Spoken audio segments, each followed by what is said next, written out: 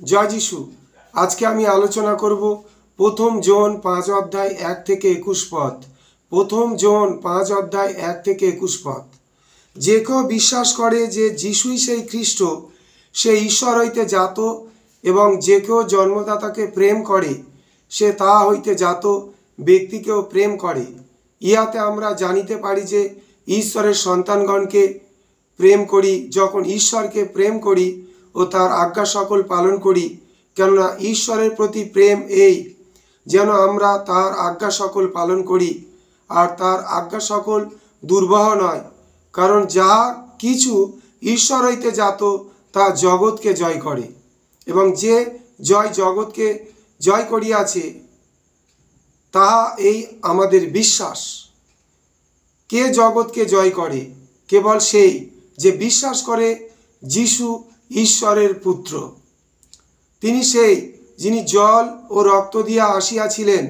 যিশু খ্রিস্ট কেবল জলে নয়, কিন্তু জলে ও রক্তে আর আত্মায় সাক্ষ্য দিতেছেন, কারণ আত্মা সেই সত্য।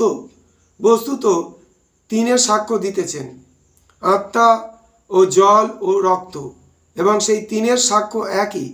আমরা যদি মনুষ্যদের সাক্ষ্য গ্রহণ করি তবে ঈশ্বরের সাক্ষ্য মহত্তর। ফলত ঈশ্বরের সাক্ষ্য এই যে তিনি আপন পুত্রের বিষয়ে সাক্ষ্য দিয়াছেন। ঈশ্বরের পুত্রে যে বিশ্বাস করে ওই সাক্ষ্য তার অন্তরে থাকে। ঈশ্বরে যে বিশ্বাস না করে সে তাহাকে মিথ্যাবাদী করিয়াছে, কারণ ঈশ্বর আপন পুত্রের বিষয়ে যে সাক্ষ্য দিয়াছেন তা সে বিশ্বাস করে নাই। আর সেই সাক্ষ্য এই যে ঈশ্বর আমাদিগকে অনন্ত জীবন দিয়াছেন, এবং সেই জীবন তার পুত্রে আছে। পুত্রকে যে পাইয়াছে সে সেই জীবন পাইয়াছে। ঈশ্বরের পুত্রকে যে পাই নাই সে সেই জীবন পায় নাই। অনন্ত 13 পদ। তোমরা যারা ঈশ্বরের পুত্রের নামে বিশ্বাস করিতেছ, আমি তোমাদিগকে এই সকল কথা লিখিলাম যে তোমরা জানিতে পারো যে তোমরা অনন্ত জীবন পাইয়াছ। আর তার উদ্দেশ্যে আমরা এই সাহস প্রাপ্ত হইয়াছি যে যদি তার ইচ্ছা অনুসারে কিছু যাঞ্চা করি তবে তিনি আমাদের যাঞ্চা শুনেন। আর যদি জানি যে আমরা যা যাঞ্চা করি তিনি তা শোনেন, তবে ইহাও জানি যে আমরা তার কাছে যা যাঞ্চা করিয়াছি সেই সকল পাইয়াছি। 16 পদ। যদি কেউ আপন ভ্রাতাকে এমন পাপ করিতে দেখে যা মৃত্যুজনক নয়, তবে সে যাঞ্চা করিবে, এবং ঈশ্বর তাকে জীবন দিবেন। যারা মৃত্যুজনক পাপ করে না তাদিগকেই দিবেন। মৃত্যুজনক পাপ আছে, সে বিষয়ে আমি বলি না যে তাকে বিনতি করিতে হইবে। সমস্ত অধার্মিকতায় পাপ, আর এমন পাপ আছে যা মৃত্যুজনক নয়। 18 পদ। আমরা জানি যে কেউ ঈশ্বর হইতে জাত সে পাপ করে না, কিন্তু যে ঈশ্বর হইতে জাত সে আপনাকে রক্ষা করে, এবং সেই পাপাত্মা তাহাকে স্পর্শ করে না। আমরা জানি যে আমরা ঈশ্বর হইতে, আর সমস্ত জগৎ সেই পাপাত্মার মধ্যে শুইয়া রইয়াছে। আর আমরা জানি যে ঈশ্বরের পুত্র আসিয়াছেন এবং আমাদিগকে এমন বুদ্ধি দিয়াছেন যাতে আমরা সেই সত্যময়কে জানি, এবং আমরা সেই সত্যময়ে তার পুত্র যীশু খ্রিস্টে আছি। তিনিই সত্যময় ঈশ্বর এবং অনন্ত জীবন। 21 পদ। বৎসেরা, তোমরা প্রতিমাগণ হইতে আপনাদিগকে রক্ষা করো। আমরা দেখতে পাচ্ছি প্রথম জন 5 অধ্যায় 2 পদ। ইহাতে আমরা জানিতে পারি অন্যদের প্রতি আমাদের যে ভালোবাসা তা তখনই প্রকৃত খ্রিস্টীয় ভালোবাসাতে পরিণত হয় যখন সেটি ঈশ্বরের প্রতি ভালোবাসা ও তার আজ্ঞা পালনের প্রতি বাধ্যতা সহ যুক্ত থাকে। এখানে আমরা দেখতে পাচ্ছি 5 অধ্যায় 2 পদে, প্রথম জন 5 অধ্যায় 2 পদে। 5 অধ্যায় 4 পদ। 5 অধ্যায় 4 পদ। কারণ যা কিছু ঈশ্বর হইতে জাত তা জগৎকে জয় করে, এবং যে জয় জগৎকে করিয়াছে তা এই আমাদের বিশ্বাস। সেই বিশ্বাস জগৎকে জয় করে যা অনন্তকালীন বাস্তবতাগুলির দিকে লক্ষ্য রাখে। ঈশ্বরের শক্তি উপলব্ধি করে ও খ্রিস্টকে এমনভাবে প্রেম করে যাতে পাপপূর্ণ ভোগ বিলাসগুলি, জাগতিক মূল্যবোধগুলি, অখ্রিস্টীয় আচার আচরণগুলি এবং স্বার্থপরতাযুক্ত বস্তুবাদগুলি কেবল যে আমাদের প্রতি তাদের আকর্ষণ হারিয়ে ফেলে তাই নয়, সেগুলি বিরক্তকর, অরুচিদায়ক ও পীড়াদায়ক বলে প্রতীয়মান হয়। আসুন আমরা 5 অধ্যায় 6 পদ দেখি। তিনি সেই যিনি জল ও রক্ষা বলছে, তিনি সেই যিনি জল ও রক্ত দিয়ে আসিয়াছিলেন, যীশু খ্রিস্ট। কেবল জলে নয়, কিন্তু জলে ও রক্তে। আমরা 5 অধ্যায় 6 পদ দেখতে পাচ্ছি, তিনি সেই যিনি জল ও রক্ত দিয়ে আসিয়াছিলেন, যীশু খ্রিস্ট। কেবল জলে নয়, কিন্তু জলে ও রক্তে। এই কথাগুলি, জল ও রক্ত, এই কথাগুলি সম্ভবত পরিচর্যা কাজের শুরুতে প্রভু যীশু জলের বাপ্তিস্ম এবং পরিচর্যার শেষে তার ক্রুশীয় মৃত্যুকে লক্ষ্য করে। অনেকে মণ্ডলীর মধ্যে এই কথা শিক্ষা দিচ্ছিল, প্রভু যীশু প্রকৃতপক্ষে মৃত্যুভোগ করেননি। সুতরাং জন এই ভ্রান্ত শিক্ষকদের খণ্ডন করবার জন্য সম্ভবত কথাগুলি লিখেছিলেন।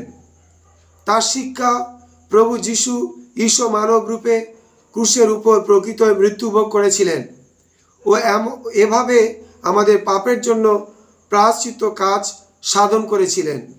পবিত্র আত্মাও এই সত্যের পক্ষে সাক্ষ্য দান করেন।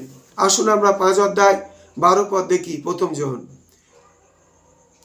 পুত্রকে যে পাইয়াছে সে সেই জীবন পাইয়াছে, ঈশ্বরের পুত্রকে যে পায় নাই সে সেই জীবন পায় নাই।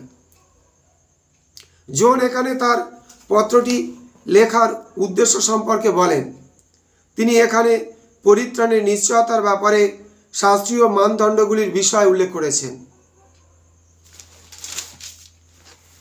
আমরা 5 অধ্যায় 14 পদ দেখব এখন। আর তার উদ্দেশ্যে আমরা এই সাহস প্রাপ্ত হইয়াছি যে যদি তাহার ইচ্ছানুসারে কিছু যাঞ্চা করি তবে তিনি আমাদের যাঞ্চা শুনেন। প্রাথমিক সময় আমাদের একথা বলা প্রয়োজন যে ঈশ্বরের ইচ্ছাই যেন আমাদের জীবনে সিদ্ধ হয়। জন 14 অধ্যায় 13 পদ। অনেক সময় আমরা ঈশ্বরের ইচ্ছা সম্পর্কে জানতে পারি কারণ সেগুলি শাস্ত্রে প্রকাশ করা হয়েছে। অন্যান্য সময় একাগ্রভাবে অন্বেষণ করবার ফলেই আমরা তার ইচ্ছা সম্পর্কে বুঝতে পারি এবং এখনও তা বুঝি। তখন আমরা সাহস পাই ও বিশ্বাসের সঙ্গে সেটি চাইতে পারি। যখন এভাবে আমরা প্রার্থনা করি তখন আমরা বুঝি যে তিনি আমাদের প্রার্থনা শুনছেন এবং আমাদের জন্য তার উদ্দেশ্য সিদ্ধ হতে চলেছে। 5 অধ্যায় 16 পদ। যদি কেউ আপন ভ্রাতাকে এমন পাপ করিতে দেখে যা মৃত্যুজনক নয়, তবে সে যাঞ্চা করিবে এবং ঈশ্বর তাহাকে জীবন দিবেন। যারা মৃত্যুজনক পাপ করে না তাদিগকেই দিবেন। মৃত্যুজনক পাপ আছে সে বিষয়ে আমি বলি না যে তাকে বিনতি করিতে হইবে। জন সেই প্রার্থনা সম্পর্কে বলেন যা ঈশ্বরের ইচ্ছানুযায়ী, যে প্রার্থনা করতে আমাদের সাহস থাকে ও ঈশ্বর যার উত্তর দিয়ে থাকে। যারা বিশ্বাসে দুর্বল সেই ধরনের ঈশ্বরের সন্তানদের জন্য প্রার্থনা করা প্রয়োজন যাতে ঈশ্বর তাদের জীবন ও অনুগ্রহ দান করেন। প্রার্থনার জন্য কিছু পরামর্শ। যার জন্য প্রার্থনা করতে হবে তাকে অবশ্যই একজন ভ্রাতা হওয়া প্রয়োজন এবং অর্থাৎ এমন একজন বিশ্বাসী হতে হবে যে অনিচ্ছাকৃতভাবে পাপ করেছে এবং যে পাপটি ঈশ্বরের ইচ্ছার বিরুদ্ধে স্বেচ্ছাকৃত বিদ্রোহ সূচক নয়। সেই ভ্রাতা এমন কোনো পাপ করেনি যা আত্মিকভাবে মৃত্যুজনক।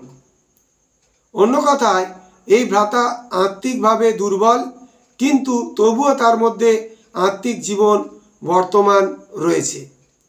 সে অনুতপ্ত এবং সেই সব মন্দ বিষয়গুলি থেকে যুক্ত হবার জন্য আকাঙ্ক্ষী যেগুলি ঈশ্বরের দুঃখজনক।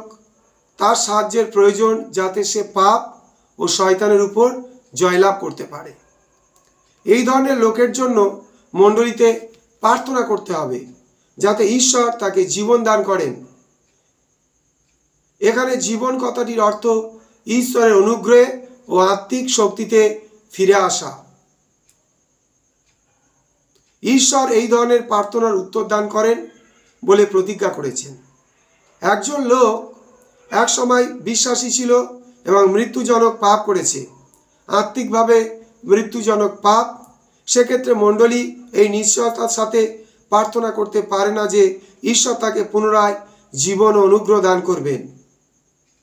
এই পাপগুলি এমন ধরনের পাপ যা ঈশ্বরের প্রতি স্বেচ্ছাকৃত অবাধ্যতা থেকে উৎপন্ন হয়।